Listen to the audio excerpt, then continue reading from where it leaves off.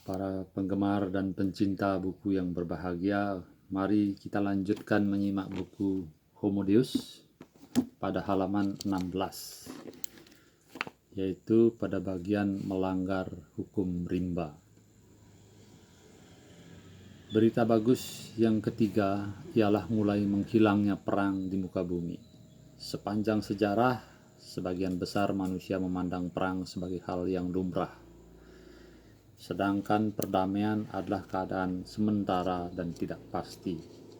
Hubungan internasional diatur dengan hukum rimba, yang menurut ketentuannya sekalipun dua pemerintah hidup berdamai, perang selalu tetap menjadi opsi. Misalnya, sekalipun Jerman dan Prancis berdamai pada tahun 1913, setiap orang tahu bahwa mereka bisa berkelahi pada tahun 1914. Setiap kali para politisi, jenderal, pebisnis, dan warga negara bisa membuat rencana untuk masa depan, mereka selalu menyisakan ruang untuk perang.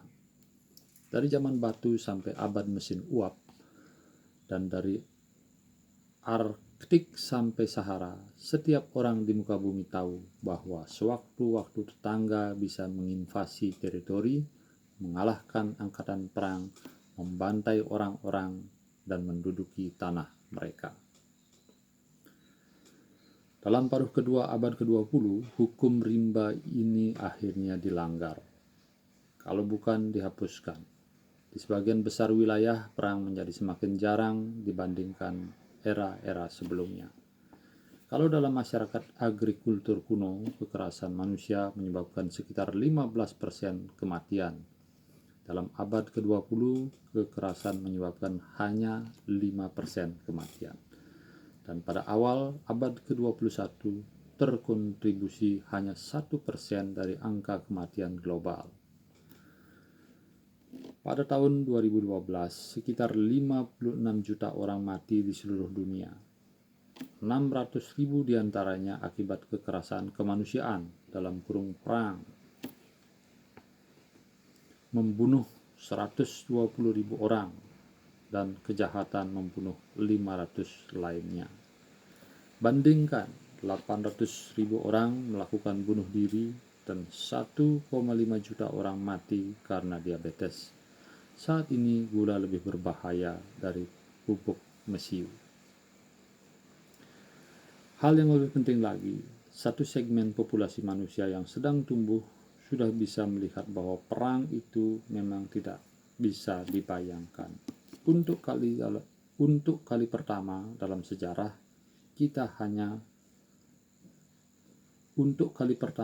sejarah, ketika banyak pemerintahan, korporasi, dan pribadi individual memandang dalam masa depan yang terjangkau oleh persepsi mereka, perang tidak akan terjadi lagi.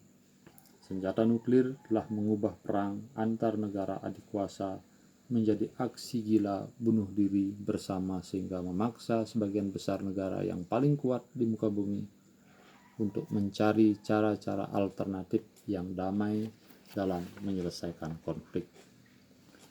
Secara simultan, era global telah tertransformasi dari ekonomi berbasis materi menjadi ekonomi berbasis pengetahuan. Sebelumnya, sumber utama kekayaan adalah aset material seperti tambang emas, ladang gandum, dan sumur-sumur minyak. Kini sumber utama kekayaan adalah pengetahuan. Dan walaupun Anda bisa menaklukkan ladang-ladang minyak melalui perang, Anda tidak bisa merebut pengetahuan dengan cara seperti itu. Karena itu, setelah pengetahuan menjadi sumber daya ekonomi yang paling penting, keuntungan dari perang pun menyusut, seperti perang di Timur Tengah dan Afrika Tengah, yang negara-negaranya masih bergaya lama dengan ekonomi berbasis materi. Alinea yang selanjutnya. Pada tahun 1998, masuk akal bagi Rwanda untuk merebut dan menjarah tambang-tambang koltan yang melimpah di negara-negara tetangganya, Kongo, karena logam itu sangat dibutuhkan untuk membuat telepon seluler dan laptop. dan Kongo memiliki 80% cadangan kolton dunia. Rwanda meraup 240 juta US setiap tahun dari kolton jarahan itu. Bagi Rwanda yang miskin, itu jumlah yang sangat besar. Sebaliknya, sama sekali tidak masuk akal bagi Cina untuk menginvasi California dan merebut Silicon Valley. Andai pun misalnya Cina mampu menang dalam pertempuran, tak ada tambang-tambang silikon untuk dijarah di Silicon Valley. Yang terjadi, Cina sudah meraup miliaran dolar dari kerjasama dengan raksasa-raksasa teknologi tinggi seperti Apple dan Microsoft, memberi perangkat lunak mereka dan membuat produk-produk mereka. Uang yang didapat Rwanda dari penjarahan kolton Kongo setahun penuh bisa didapatkan Cina dalam 1 hari saja melalui perdagangan yang damai. Karena itu, kata perdamaian telah mendapatkan makna baru. Generasi-generasi sebelumnya memandang perdamaian sebagai ketiadaan perang sementara. Kini kita memandang perdamaian sebagai keniscayaan karena perang memang tidak masuk akal. Pada tahun 1913, ketika orang bicara ada perdamaian antara Prancis dan Jerman, maka yang dimaksud adalah tidak ada perang yang sedang berlangsung antara Prancis dan Jerman. Tetapi tidak ada yang bisa memastikan apa yang terjadi tahun berikutnya. Pada masa kini, kita tidak mengatakan ada perdamaian antara Prancis dan Jerman. Maka ketika kita mengatakan ada perdamaian antara Prancis dan Jerman, maka yang dimaksud adalah berdasarkan kondisi-kondisi yang bisa diterawang, tidak masuk akal perang akan meletus antara kedua negara itu. Tidak masuk akal perang akan meletus antara kedua negara itu. Perdamaian semacam itu tidak hanya antara Prancis dan Jerman, tetapi antara sebagian besar, dalam kurung meskipun tidak semua negara. Tidak ada skenario sebuah perang serius meletus dalam tahun-tahun mendatang antara Jerman dan Polandia, antara Indonesia dan Filipina, atau antara Brasil dan Uruguay. Alenia baru. Perdamaian baru ini bukanlah semata-mata sebuah fantasi ala hippie. Pemerintah haus kekuasaan dan korporasi-korporasi tamak juga memperhitungkan itu. Ketika Mercedes merencanakan strateginya di Eropa Timur, perusahaan itu tidak punya banyak kemungkinan Jerman bakal mencaplok Polandia. Sebuah korporasi yang mengimpor buruh murah dari Filipina tidak khawatir bahwa Indonesia bakal menginvasi Filipina tahun depan. Ketika pemerintah berhasil bersidang untuk membahas anggaran tahun depan, tak terbayangkan bahwa Menteri Pertahanan berhasil akan bangkit dari kursinya, meninju meja dan berteriak, "Sebentar, bagaimana jika kita ingin menginvasi atau mencaplok Uruguay?" Tanda tanya. Anda tidak mempertimbangkan itu.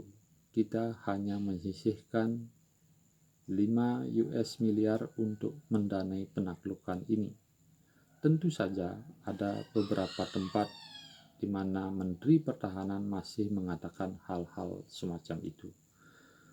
Dan ada wilayah-wilayah di mana perdamaian baru itu gagal mengakar. Saya sangat tahu ini karena saya hidup di satu wilayah ini, namun wilayah-wilayah ini adalah pengecualian.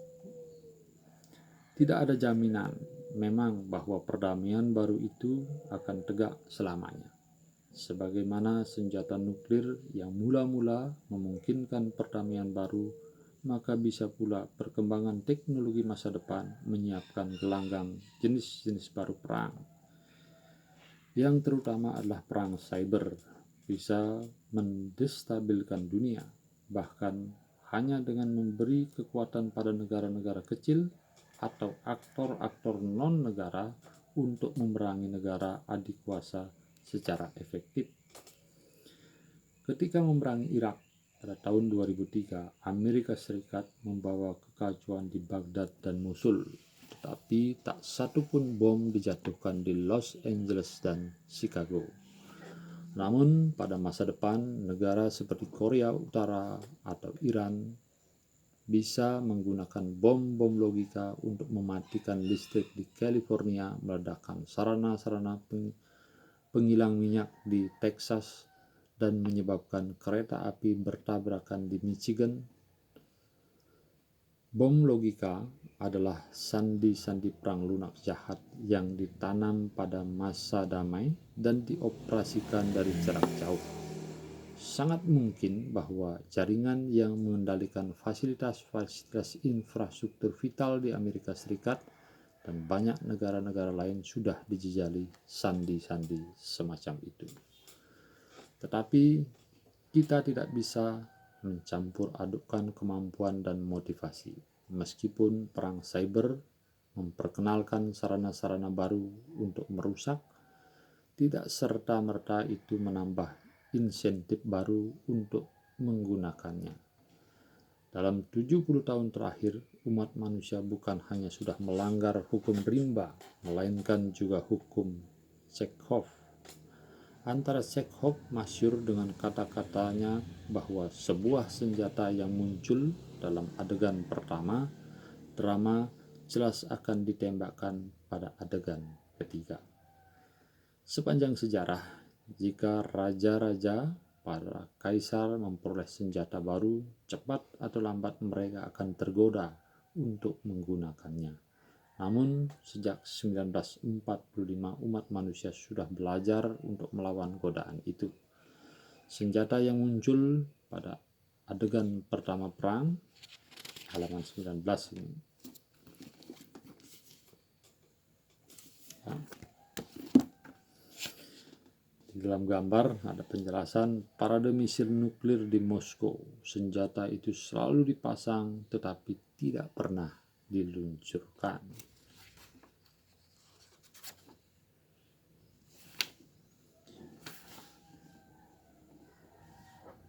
Senjata yang muncul pada adegan pertama Perang Dingin tidak pernah ditembakkan.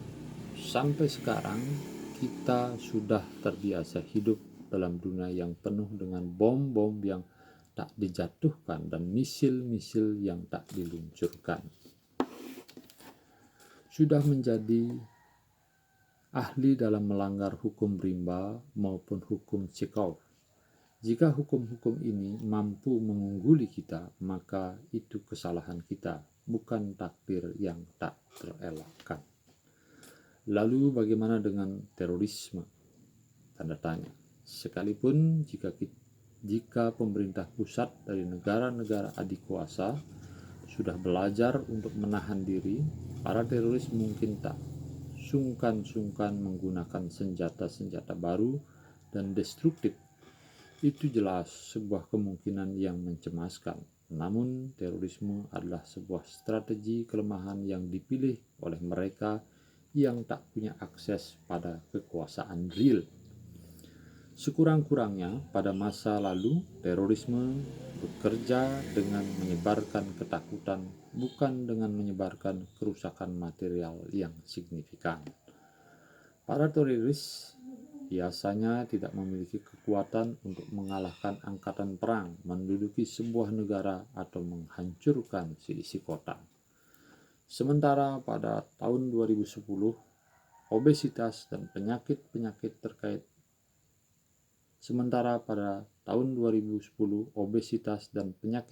terkait membunuh sekitar 3 juta jiwa. Para teroris membunuh total 7.696 orang di seluruh dunia, sebagian besar di negara-negara berkembang. Bagi rata-rata warga Amerika dan Eropa, Coca-Cola menjadi ancaman yang jauh lebih mematikan ketimbang Al-Qaeda. Lalu bagaimana para teroris berhasil mendominasi judul-judul berita dan mengubah situasi politik di seluruh dunia? Tanda tanya. dengan memprovokasi musuh-musuh mereka untuk bertindak berlebihan. Esensinya, terorisme adalah pertunjukan. Para teroris mempertunjukkan pemandangan mengerikan, kekerasan yang memerangkap imajinasi kita dan membuat kita merasa seakan tergelincir kembali ke kekacauan abad pertengahan. Akibatnya, negara-negara sering merasa wajib untuk tampil di panggung terorisme dengan pertunjukan keamanan, menggelar tampilan kekuatan besar-besaran seperti persekusi seluruh populasi atau invasi negara-negara asing. Dalam banyak kasus, tindakan berlebihan terhadap terorisme justru menjadi ancaman yang lebih besar bagi keamanan kita ketimbang para teroris itu sendiri. Para teroris itu seperti lalat yang berusaha menghancurkan sebuah toko Cina. Lalat begitu lemah sehingga tidak mampu menggeser sebuah cangkir teh. Jadi lalat itu mencari banteng, masuk ke telinganya dan mulai mendengung. Banteng mengamuk liar dengan perasaan takut dan marah dan menghancurkan toko Cina itu. Itulah yang terjadi di Timur Tengah pada dekade lalu. Ini sang profesor memberikan sebuah pengandaian bagaimana cara kerja dari teroris. Saya lanjutkan membaca. Kaum fundamentalis Islam tidak pernah bisa menggulingkan Saddam Hussein dengan kekuatan mereka sendiri. Maka mereka membuat marah Amerika Serikat dengan serangan 9 September. Dan Amerika Serikat menghancurkan toko Cina di Timur Tengah untuk mereka. Kini mereka bersinar di reruntuhan. Jika mengandalkan kekuatan mereka sendiri, para teroris terlalu lemah untuk menyeret kita kembali ke abad pertengahan dan menegakkan kembali hukum rimba. Mereka bisa memprovokasi kita, tetapi pada akhirnya semua tergantung pada reaksi kita. Jika hukum rimba kembali berlaku, maka itu bukan kesalahan para teroris. Kelaparan, wabah, dan perang mungkin bisa akan terus menelan jutaan korban pada beberapa dekade mendatang. Namun semua itu bukan lagi tragedi-tragedi yang tak bisa dielakkan di luar pemahaman dan kendali manusia yang tak berdaya. Kini semua itu telah menjadi tantangan-tantangan yang bisa dikelola. Ini tidak berarti mengecilkan arti penderitaan ratusan juta manusia yang masih dilanda kemiskinan, jutaan orang yang tumbang setiap hari akibat malaria, AIDS, dan tuberkulosis, atau jutaan orang yang terperangkap dalam lingkaran setan kekerasan di Suriah, Kongo, atau Afghanistan. Pesannya bukanlah bahwa kelaparan, wabah, dan perang telah hilang sama sekali dari muka bumi, dan bahwa kita harus berhenti cemas terhadap semua itu. Justru sebaliknya, sepanjang sejarah masyarakat merasakan semua itu sebagai masalah yang tak bisa dipecahkan, sehingga menganggap tidak ada gunanya berusaha mengakhiri masalah-masalah tersebut. Orang-orang berdoa kepada Tuhan agar menurunkan keajaiban, tetapi mereka sendiri tidak berbuat serius untuk menghentikan kelaparan, wabah, dan perang. Mereka yang berpendapat bahwa dunia tahun 2016 sama lapar, sakit, dan kerasnya seperti pada tahun 1919 mengabadikan pemandangan kalah pada zaman lama tersebut. Mereka memandang bahwa upaya-upaya besar yang telah dilakukan manusia selama abad ke-20 tidak mencapai apa-apa, dan bahwa riset medis, reformasi ekonomi, dan inisiatif perdamaian hanyalah sia-sia. Jika demikian, apa gunanya menginvestasikan waktu dan sumber daya kita untuk riset kedokteran yang lebih jauh, reformasi baru ekonomi, atau inisiatif perdamaian baru? Nah, ini tanda tanya. Alinea selanjutnya. Mengakui prestasi-prestasi masa lalu mengirimkan sebuah pesan, harapan, dan tanggung jawab, mendorong kita melakukan upaya-upaya lebih besar lagi pada masa mendatang. Mengingat prestasi-prestasi kita pada abad ke-20, jika orang terus menderita karena kelaparan, wabah, dan perang, maka kita tidak bisa menimpakan kesalahan pada alam dan Tuhan. Kita memiliki kekuatan untuk membuat keadaan menjadi lebih baik dan untuk mereduksi insiden penderitaan lebih jauh lagi. Meskipun membahagiakan, magnitud pencapaian kita juga membawa pesan lain. Sejarah menoleransi kevakuman. Jika insiden-insiden kelaparan, wabah, dan perang turun, sesuatu pasti datang dalam agenda manusia. Kita sebaiknya berpikir lebih hati-hati tentang apa yang akan terjadi. Kalau tidak, segala kemenangan sempurna dalam ajang-ajang perjuangan masa lampau hanya akan membawa kita ke front-front yang sama sekali baru dan tidak kita sadari. Apa saja proyek-proyek yang akan menggantikan kelaparan, wabah, dan perang di puncak daftar agenda kemanusiaan pada abad ke-21? Tanda tanya. Alinea baru. Satu proyek utamanya adalah melindungi populasi manusia dan planet secara keseluruhan dari bahaya-bahaya melekat.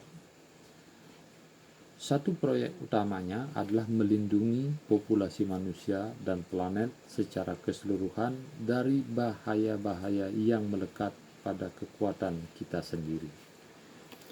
Kita telah berhasil mengendalikan kelaparan, wabah, dan perang, terutama berkat pertumbuhan ekonomi yang fenomenal, yang memberi kita keberlimpahan makanan, obat-obatan, energi, dan bahan baku.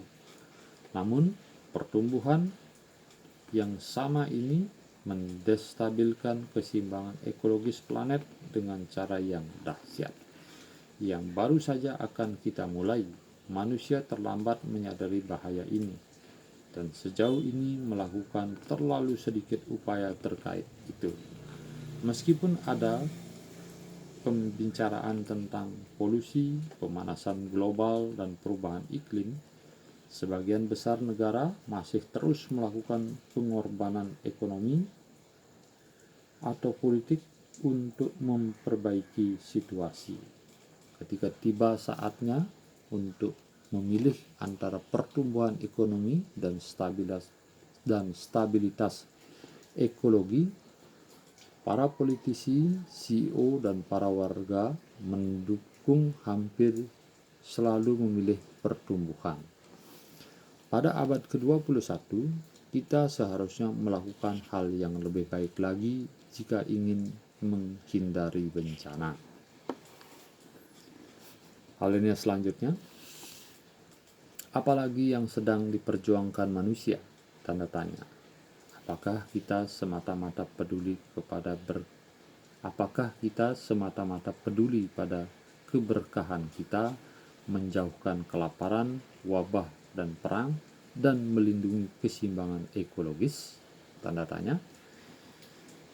Itu mungkin perjuangan yang paling bijaksana, tetapi umat manusia tampaknya tidak akan menempuhnya. Manusia jarang puas dengan apa yang sudah dicapai. Reaksi paling umum pikiran manusia pada prestasi adalah hukum kepuasan. Saya ulang membaca. Reaksi paling umum pikiran manusia pada prestasi adalah bukan kepuasan, melainkan mengejar lebih banyak lagi. Manusia selalu mencari sesuatu yang lebih baik, lebih besar, lebih nikmat.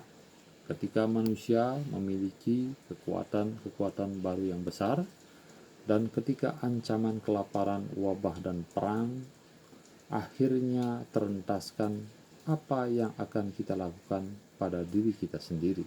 Tanda tanya. Apa yang akan dilakukan para ilmuwan, investor, bankir, dan presiden sepanjang hari? menulis puisi. Nah, ini pertanyaan dijawab dengan pertanyaan oleh sang profesor. Ketika dunia ini tampaknya tentram, damai, berbahagia, apa yang dilakukan oleh presiden, bankir, dan juga investor? Menulis puisi. Nah, ini pertanyaan sang profesor. Alinea terakhir pada halaman 23. Sukses menumbuhkan ambisi dan prestasi-prestasi mutakhir kita kini mendorong manusia untuk menyiapkan diri pada tujuan-tujuan yang lebih berani. Setelah berhasil mengamankan level kemakmuran, kesehatan, dan harmoni yang belum ada presidennya, dan mengingat catatan kita pada masa lalu dan nilai-nilai yang kita anut pada masa kini, target-target berikutnya kemungkinan adalah immortalitas, kebahagiaan, dan keilahian. 3 juga ini agendanya yang diprediksi oleh sang profesor, yaitu immortalitas, kebahagiaan, dan keilahian.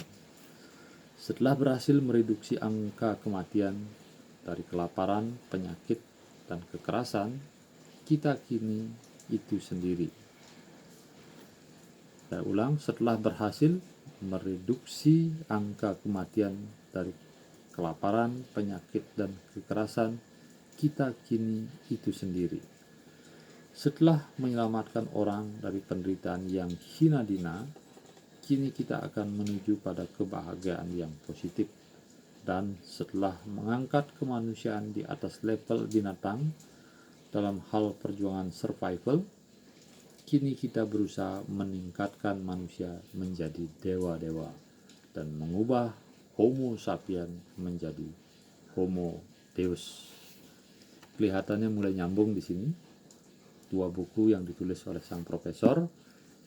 Yang sempat saya baca adalah buku Sapiens, dan kali ini adalah buku Homo Deus. Ya, sampai di sini dulu para penggemar dan pencinta buku. Kita akhiri dulu di halaman 23, dan nanti kita akan lanjut lagi tetap di halaman yang sama, yaitu pada bagian hari-hari terakhir kematian. Lumayan sangar judulnya. Mari kita simak pada bacaan berikutnya.